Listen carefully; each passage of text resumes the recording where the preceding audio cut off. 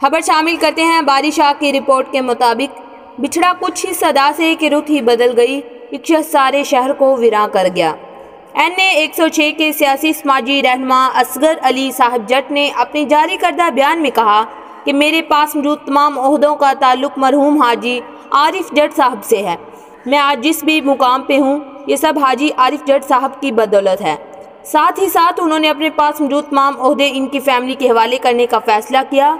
इनका कहना था कि मेरे पास मौजूद सियासी ओहदा मुख्तलिफ न्यूज़ चैनल्स के इजाज़ी ओहदे में इनकी फैमिली के नाम करता हूँ, जिनमें इंसाफ न्यूज़ 93, न्यूज़ 24 न्यूज़ और वक्त न्यूज़ फैसल आबाद शामिल हैं।